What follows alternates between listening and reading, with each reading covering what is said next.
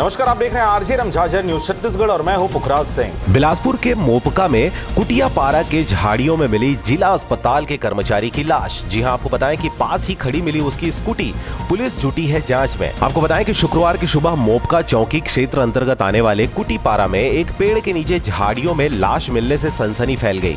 लाश के पास ही एक स्कूटी भी पाई गई है। घटना की सूचना मिलते ही मौके पर पहुंची पुलिस के द्वारा जांच की जा रही है, जिसमें पता चला है कि मृतक जिला अस्पताल के ब्लड बैंक का कर्मचारी तोमन सिंह चौहान, पिता राम सहाय चौहान, उम्र 60 वर्ष है और यह देवरी खुर्द का रहने वाला है। इस दौरान आपको बताएं कि जब परिजनों को सूचना दी गई तो उन्होंने बताया कि मृतक कल दोपहर 12 बजे स्कूटी से निकला था, जो वापस घर नहीं लौटा, जिसकी आज लाश मिली है। पुलिस ने शव पंचनामा के बाद पीएम के लिए भेज दिया है। अब मौत की वजह स्पष्ट पीएम रिपोर्ट के आने के बाद ही हो पाएगी। आशंका वैसे आत्महत्या की जताई जा रही है।